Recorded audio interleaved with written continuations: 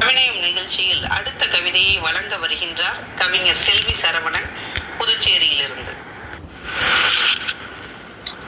இன்றைய கவிநயம் நிகழ்ச்சியில் யுத்தம் தீர்வல்ல என்ற தலைப்பில் கவி பாட எனக்கு வாய்ப்பளித்த பொழில் அமைப்பின் நிறுவனர்களுக்கும் நிகழ்ச்சிக்கு செவி கொடுத்திருக்கும் உலக தமிழ் நண்பர்களுக்கும் புதுச்சேரியிலிருந்து செல்வி சரவணனின் அன்பு வணக்கங்கள். இதோ என் கவிதை. யுத்தங்கள் தீர்வல்ல.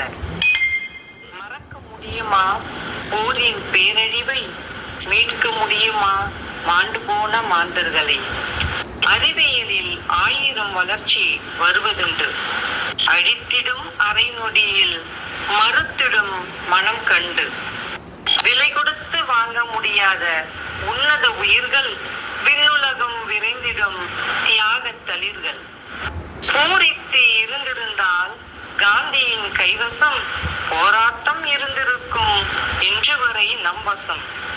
போர்கள் பிரச்சனைக்கு முடிவாக முடியாது, போரின் பின்விளைவு மதிப்பிடவும் முடியாது. பெரும் புயலுக்கு பின்னால் அமைதி ஆட்கொண்டிடும், போருக்கு பின்னால் துன்பமே தொடர்ந்திடும்.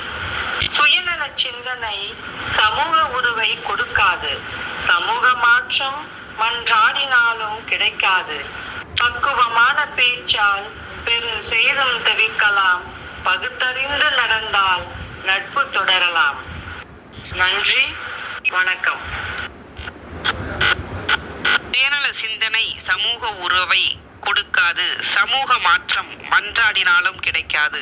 பக்குவமான பேச்சால் பெருஞ்சேதம் தவிர்க்கலாம், பகுத்தறிந்து நடந்தால் நட்பு தொடரலாம் என்று சுயநல சிந்தனை விடுத்து பொதுநல சிந்தனை கொண்டு பகுத்தறிந்து நட்புடன் அனைவருடன் யுத்தமில்லா பூமியை உருவாக்குவோம் என்று தன் வரிகள் மூலம் திறம்பட விளக்குகின்றார் கவிஞர். நன்றி கவிஞரே. உங்கள் கவிதைக்கு